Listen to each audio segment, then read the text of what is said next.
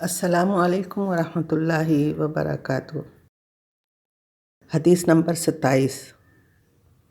بسم اللہ الرحمن الرحیم۔ الحمد للہ رب العالمین والصلاة والسلام علی سیدنا محمد الرحمۃ للعالمین۔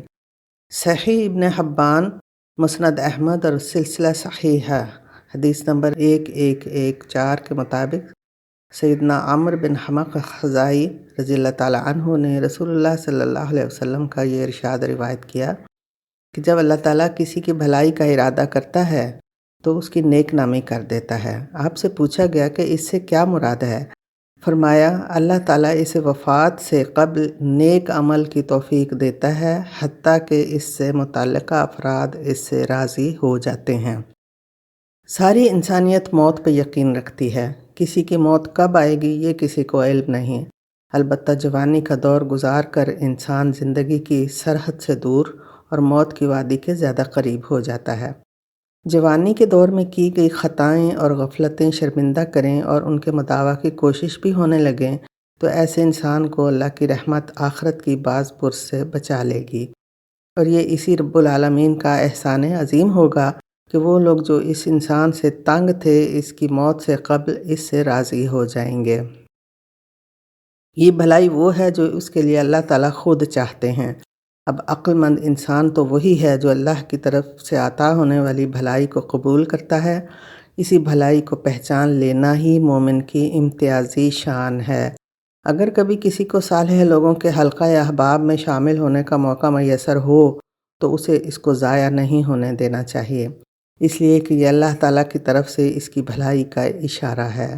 نیکی کے مواقع خود بخود سامنے آنے لگیں، انفاق فی سبیل اللہ کی راہ ہموار ہونے لگے۔ غرض جب بھی انسان محسوس کرے کہ اس کو معمول سے ہٹ کر نیکیوں کی طرف راغب ہونے کے لیے راستے کھل رہے ہیں تو وہ جان لے کہ رب اسے اپنی طرف متوجہ کر رہا ہے کہ میری طرف آؤ، مجھ سے مغفرت طلب کرو اور اس کشادہ راہ پہ چلو جو میں نے تمہارے لیے کھول دی ہے۔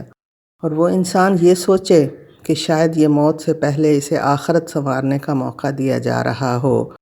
اگر یہ ضائع ہو گیا تو دنیا میں نیک نامی نہ ملے گی، اور یہی نیک نامی دراصل آخرت میں گواہیاں ہوں گی۔ جب انسان اللہ تعالیٰ کی طرف سے بھلائی کے اشارے نہ سمجھے اور غفلت کی چادر نہ اتارے تو ان مواقعوں کا رستہ بند کر دیا جاتا ہے۔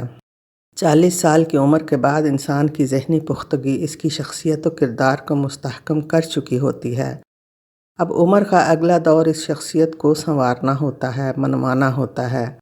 اگر اللہ تعالیٰ زندگی کی مہلت دے تو 40 سال تک انسان نے اپنی علم و دانش کا جو مال جمع کیا اور اب اس مال سے تجارت کرنے کا وقت ہے۔ جس نے جیسا مال جمع کیا وہ ویسی ہی کمائی کرے گا، اسی چیز میں اضافہ ہوگا جس سے تجارت شروع کی۔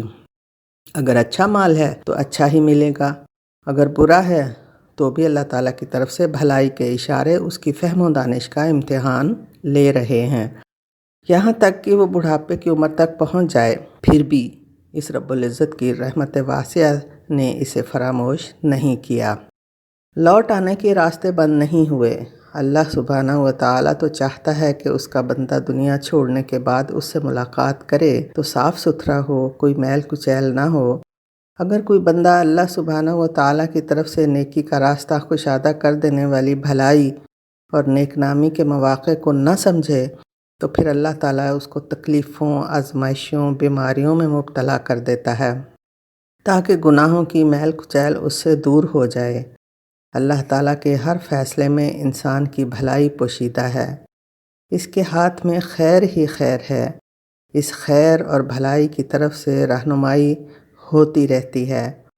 اس کی پہچان کرنا، تسلیم کرنا اور اس کو عملی زندگی کا حصہ بنانا انسان کا اپنا کام ہے۔ اللہ تعالیٰ نے اپنے بندوں کی بھلائی میں کوئی کمی نہیں رکھی۔ یہ بندے ہی ہیں جو اس بھلائی کو قبول کرنے سے گریزاں ہیں، اور جو جان جاتا ہے کہ اللہ سبحانہ و تعالیٰ نے اس کی خیر خواہی کے سارے انتظام کیے ہیں اور اس کے علاوہ کوئی خیر خواہ نہیں ہے، تو اللہ تعالیٰ بھی اس کے اس فہم اور شعور کو مزید بڑھاتا ہے، نیکی کے راستے اور کشادہ کرتا ہے، اس کے قصور معاف کرتا ہے اور لوگوں کے دلوں میں اس کی محبت ڈال دیتا ہے۔ معاشرے کے صالح لوگوں میں اس کا تذکرہ ہوتا ہے اور اسے صالح لوگوں میں نیک نامی نصیب ہوتی ہے۔ اصل خوش نصیبی یہی ہے کہ کسی کا نیک لوگوں میں نام شامل ہو جائے۔ رب هب لی حکما والحقنی بالصالحین واجعل لی لسان صدق فی الآخرین۔ اللہم انا نسألک حبک وحب من یحبک والعمل الذی یبلغنا الی حبک۔ آمین۔ دعا گو بشرا تسنیم۔ والسلام علیکم ورحمۃ اللہ وبرکاتہ۔